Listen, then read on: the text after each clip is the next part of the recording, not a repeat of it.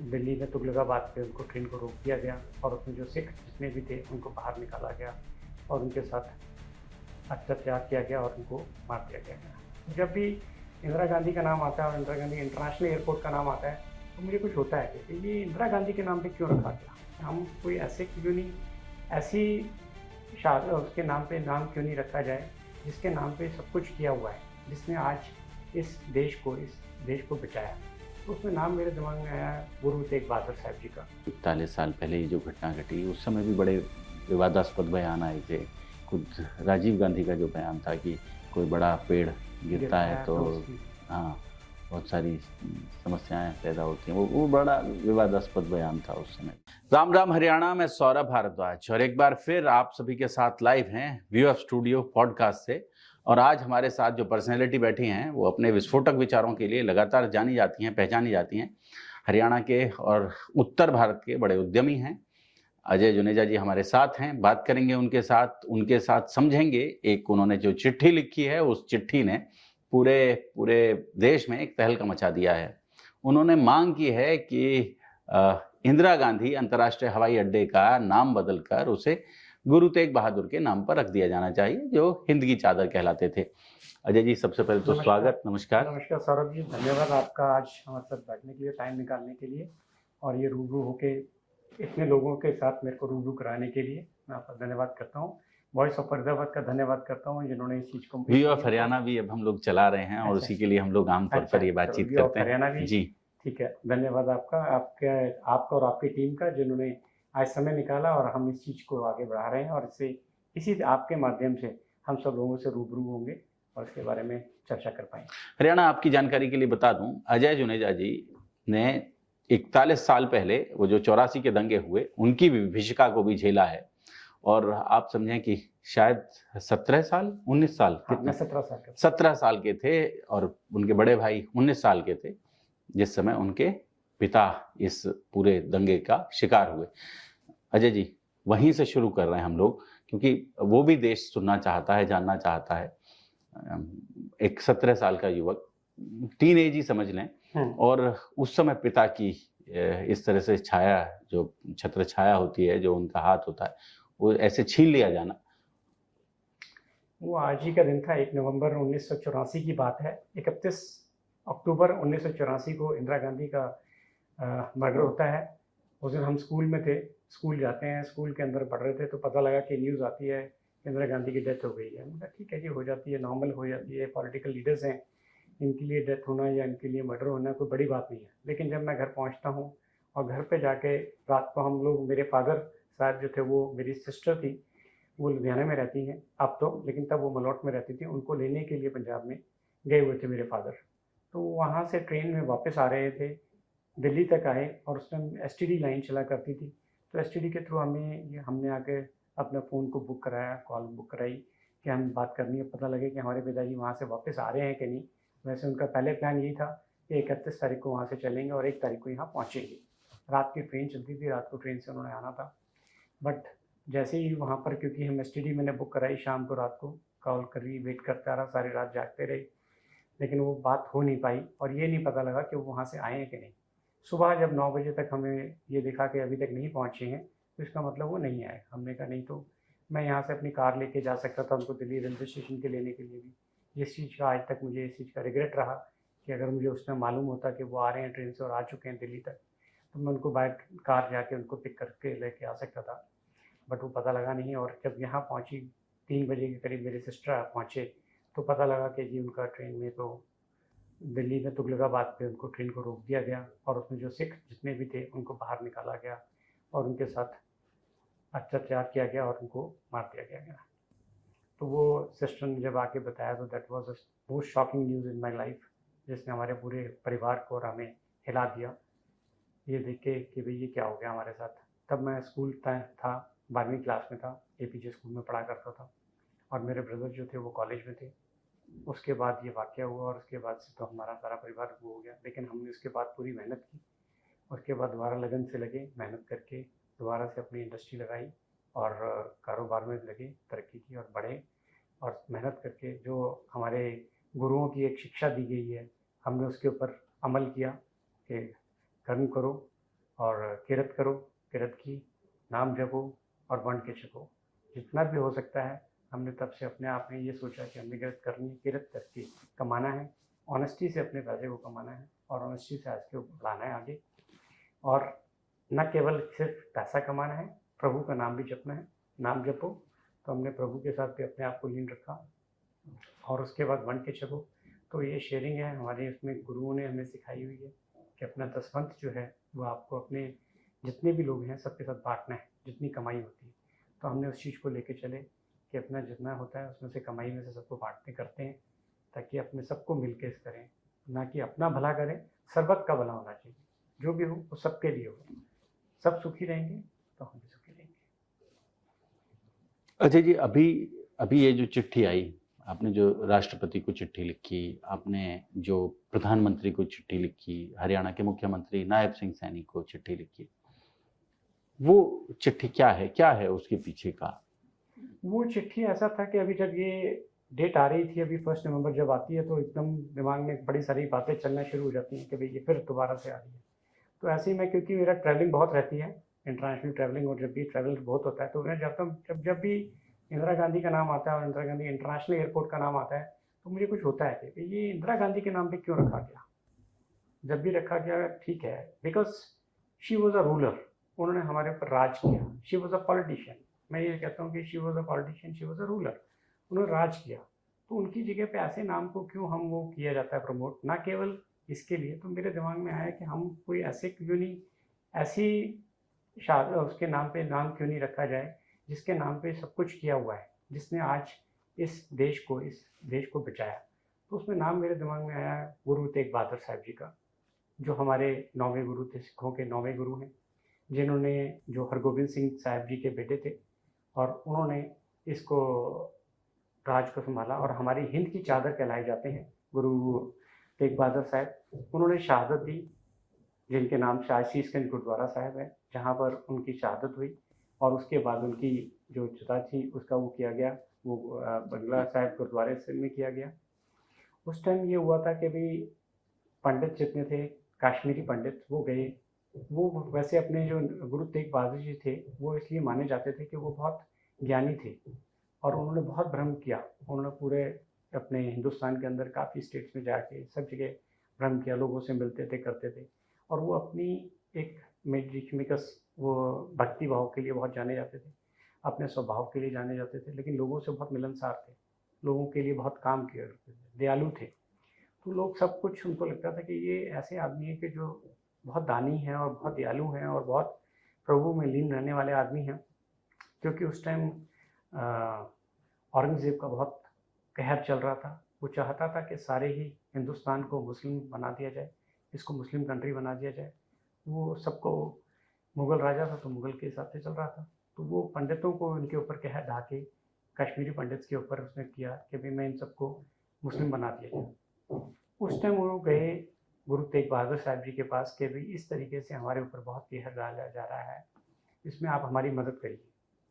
तो उन्होंने कहा कोई बात नहीं, इसमें आपको परेशान होने की ज़रूरत नहीं है। अगर ऐसी बात है तो मेरे को उनसे बोलो कि अगर मेरे को वो अगर मुस्लिम बना देंगे, मेरा धर्म बदल सकते हैं, बदल दें। अगर मेरा धर्म बदल दिया जाएगा तो मैं सबका धर्म बदलने के लिए बदल जाएंगे, मैं तैयार हूँ। तो उन्होंने उठा के, औरंगज़ेब ने उनको जब ये पता लगी, उन्होंने उनको अरेस्ट कर लिया, वो उनको जेल में ले गए। उनको साथ में ले गए तो उनके साथ में भाई मतीदास जी थे, भाई सतीदास जी, भाई दयाला जी थे, जिनको साथ में लेके आए और यहाँ पे इनको अरेस्ट कर लिया गया। उनके ऊपर बहुत कहर डाल गए और उनको कहा गया कि आप अपना धर्म बदलो, आप ये सिक्की छोड़ दीजिए, आप मुस्लिम बन जाइए, हम आपको राज्य दे देंगे, हम आपको बहुत सारा साम्राज्य देंगे, बट आप किसी भी तरीके से सिर्फ अपना धर्म बदल दीजिए। तो उन्होंने कहा नहीं, मैं ये काम नहीं कर सकता, मेरी ये कमिटमेंट है, और ये कमिटमेंट ना केवल मेरे अपने आप से है और ना कि मैंने जो कश्मीरी पंडित जिन्होंने आए हैं, अगर मैंने आज धर्म बदल दिया तो ये देश का लिए, हमेशा के लिए, ये जो हमारा हिंदुस्तान है, ये हिंदुस्तान हिंदू देश ना रह के ये मुस्लिम देश बन जाएगा, तो मैं इस चीज़ को नहीं होने दूंगा।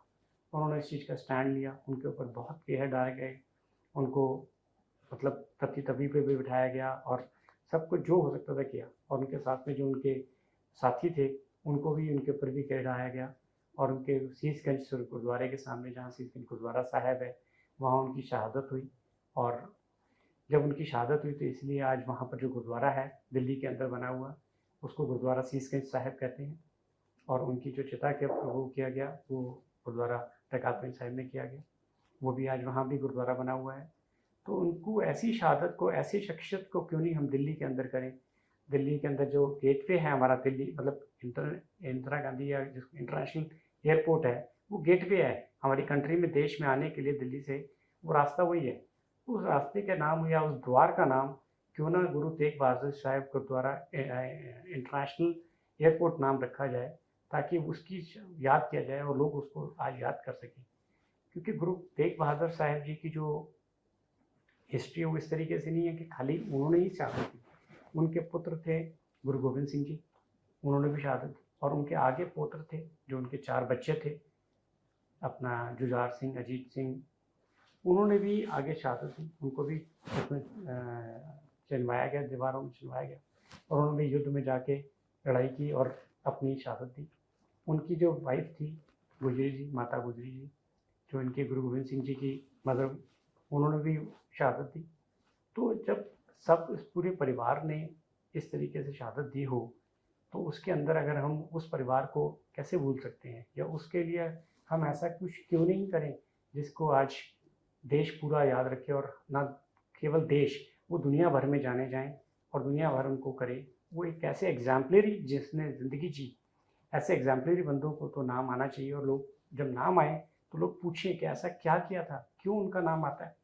तो ये हिस्ट्री उनके लिए खुले और उनको पता लगे, लोगों को पता लगना चाहिए, और ताकि लोगों के अंदर एक देश के प्रति भावना जागे और अपने धर्म के प्रति भी भावना जागनी चाहिए। ये सब सोचते हुए मैंने इस चीज़ को लेटर लिखा और सबको डाला है। और मैं चाहता हूँ मैं अपनी भारत सरकार से, प्रधानमंत्री जी से, अपने प्रेसिडेंट ऑफ इंडिया से और हमारे जो एविएशन मिनिस्टर हैं उनसे सबसे रिक्वेस्ट कर रहा हूँ कि इसको कंसिडर करके इसका नाम चेंज करें। अभी हमारे गुरु तेग बहादुर साहिब जी का 25 तारीख को 350 साला मनाया जा रहा है, 25 नवंबर को। 25 नवंबर को। तो मैं चाहता हूँ कि उस तारीख को अगर उससे पहले इस चीज़ का डिसीजन लेके करते हैं और ये अगर तोहफा देते हैं तो हमारे पूरे भारत देश के लिए इससे बड़ा तोहफा नहीं हो सकता, और पूरे हिंदू धर्म के लिए, सिख धर्म के लिए ये इससे बड़ा तोहफा नहीं हो सकता कि ये आज हमने इसका नाम चेंज करके इसको अब हम गुरु तेग बहादुर साहिब इंटरनेशनल एयरपोर्ट कहा। वैसे भी ये जो नाम तो लगातार बदले ही जा रहे हैं इस देश में। हाँ। अभी दिल्ली में एक मांग शुरू हो गई है कि दिल्ली का नाम बदलकर इंद्रप्रस्थ कर दिया जाए, क्योंकि पांडवकालीन इस शहर का नाम जो उस समय था महाभारत काल में वो इंद्रप्रस्थ ही था। तो लगातार सुधार हो ही रहा है। पुणे का पुणे हुआ, हो गया, कलकत्ता का कोलकाता हुआ, बेंगलोर का बेंगलुरु हो गया जी। तो मद्रास का चेन्नई हुआ ही था, मद्रास का चेन्नई हुआ। तो ये लगातार तो हम अपनी ओरिजिनलिटी पे आते जा रहे हैं। जो पुराने नाम थे जिस तरीके से पहचाने जाते थे उसी तरीके से लेके आ रहे हैं। तो उसी कड़ी में अगर हम इस तरीके के अपने इसको नाम को चेंज करते हैं तो that will be a good sign, and उससे एक लगता है कि हमने कुछ वाकई में अच्छा सोचा और किया। और हमारी जो बीजेपी सरकार है वो ऑलरेडी इस चीज़ इन लाइन्स के ऊपर सोच रही है। वो जितने हमारे पुराने शहीद हैं, शहादत जिन्होंने दी है, उनको कंसिडर भी करती है, उनके लिए भी सोच रही है। उनके लिए ये जो 84 के दंगे में जो पीड़ित लोग रहे, उनके लिए जो नौकरी की घोषणा की, एक बड़ा अच्छा स्टेप रहा। हरियाणा सरकार में मैं धन्यवाद करना चाहूँगा नायब सैनी जी का और हरियाणा सरकार का, जिन्होंने अभी सिखों के जो 1984 की जो दंगों की हम बात कर रहे हैं, उनके जितने भी शहीद थे, उनके शहादत वालों को सबको एक नौकरी का लिए, सरकारी नौकरी के लिए ऐलान किया है। मैं उनका बहुत बहुत धन्यवाद करता हूँ। उन्होंने इस चीज़ को कंसिडर किया और इसको आगे बढ़ाया। ये मैं अपने तहे दिल से और अपने जितने भी हमारे ऐसे लोग थे जिनकी शहादत हुई थी 1984 में, उन सब के बेहाफ पे धन्यवाद करता हूँ हरियाणा सरकार का, नायब सिंह सैनी का, जी सरकार का। कह रहे हैं कि नायब सिंह सैनी जी पोस्टर बॉय हैं पंजाब चुनाव के लिए, और वो लगातार सिख कम्युनिटी को खुश करने के लिए लगातार इस तरह के एफर्ट्स कर रहे हैं, ऐसा कह रहे हैं। चर्चा रहती है ऐसी आमतौर पर। पंजाब में जितना जाना सैनी साहब का होता है इतना शायद हरियाणा के किसी चीफ मिनिस्टर का नहीं हुआ होगा। ऐसा हो तो ठीक है। उनको देखो, पंजाब के अंदर एक अभी वही रह गई है इनके पास स्टेट जहाँ पर पंजाब के अंदर बीजेपी की वो नहीं है, तो थोड़ा सा कंसिडरेशन तो किया जा रहा है कि भाई पंजाब को किस तरीके से अपने साथ जोड़ा जाए। लेकिन हाँ, कुछ एक पंजाब के मुद्दे हैं, अगर उनको कंसिडर कर सकती है तो बीजेपी आ सकती है वहाँ पर। ऐसा कुछ नहीं है कि वहाँ के लोग बीजेपी के साथ नहीं जुड़ेंगे, कांग्रेस में भी हैं, आप में भी हैं, बट हाँ, जो वहाँ के मुद्दे हैं उनको थोड़ा सा और अगर हम नज़दीकी से देखें और उनको रिजॉल्व किया जाए तो। किसान आंदोलन हुआ तो वो पूरा ठीक रहा, पंजाब के सिर फोड़ दिया गया उसका, वो भी एक वजह थी कि लोगों को लगा कि भाई वो पंजाब के ऊपर क्यों डाला गया। हाँ, पंजाब मतलब पंजाब के किसानों पर ही क्यों इस तरीके से किया गया। तो इस चीज़ का इनको कंसिडर करना पड़ेगा कि भाई किस तरीके से हम पंजाब के लोगों को अपने साथ जोड़ सकते हैं और किस तरीके से वहाँ पर अपने आप को पॉपुलर और कर सकते हैं। हालांकि ये जो घटना घटी, जो 41 साल पहले ये जो घटना घटी, उस समय भी बड़े विवादास्पद बयान आए थे। खुद राजीव गांधी का जो बयान था कि कोई बड़ा पेड़ गिरता है तो हाँ, बहुत सारी समस्याएं पैदा होती हैं, वो बड़ा विवादास्पद बयान था उस समय भी। और जिन लोगों पर आरोप थे इस दंगे में, उन लोगों पर कोई विशेष कार्रवाई सरकारों की ओर से नहीं हुई। उन्होंने आज तक नहीं की है जी। इस चीज़ के ऊपर तो हमने बहुत बार उठाई आवाज़, क्योंकि पीछे कांग्रेस सरकार रही है हमेशा राज्य में, तो उनके तो बहुत ही मतलब हम लोग करते रहे। सिवाय एक सज्जन कुमार जी को किया था अरेस्ट, वो भी उनके ऊपर के छोड़ दिया, ना जगदीश टाइटलर के ऊपर केस हुआ, ना बाकी जितने थे। आज तक जगदीश टाइटलर के लिए कितनी बार रिकॉर्डिंग हो चुकी है। हमारे एक मित्र हैं और इसमें लगे हुए हैं, हमारे सिख ही हैं, मनजीत सिंह जी के, वो हमेशा इस आवाज़ को उठा रहे हैं और वो जाके कितनी कानूनी लड़ाई लड़ रहे हैं। उनके साथ में पुला जी हैं, वो भी उनके साथ में लगे हुए हैं, वकील भी हैं, सब लगे हुए हैं। लेकिन वहाँ पर सरकार से लड़ाई लड़ना कितना मुश्किल है ऐसे लोगों से जो सरकार में इतने पावरफुल हो। उसके बाद भी उनको अब तक अरेस्ट नहीं किया गया, उनके अगेंस्ट में कोई एक्शन नहीं होता है, उनको अभी भी खुला छोड़ दिया जाता है। अब जितने उस टाइम के मेन कल्प्रिट्स थे उसमें तो काफ़ी लोग तो चले गए, लेकिन अभी भी जो हैं तो उनके अगेंस्ट में क्यों नहीं एक्शन किया जाता है ये सरकार को।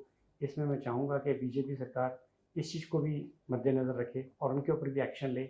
जितने भी ऐसे पुराने केसेस थे, चाहे उसमें पुलिस इन्वॉल्व थी, चाहे उसके अंदर जुडिशरी, जो भी इन्वॉल्व थे, मैं नहीं कहता कौन कौन नहीं थे, लेकिन जो भी इसमें इन्वॉल्व थे कि उनको लगता है कि इसके ऊपर हुआ है तो उनके ऊपर कार्रवाई की जाए। अजय जी, हमें समय देने के लिए, हमारे साथ बातचीत करने के लिए आपका बहुत बहुत धन्यवाद। धन्यवाद साहब जी, आपका और आपकी टीम का आज इस चीज़ के लिए, आज प्रोग्राम को रखने के लिए और आज हमारे सब मेरे को रूबरू कराने के लिए सब लोगों से धन्यवाद। जोड़ेंगे आपको ऐसी ही और ख़ास पर्सनैलिटीज़ के साथ। बहुत बहुत शुक्रिया।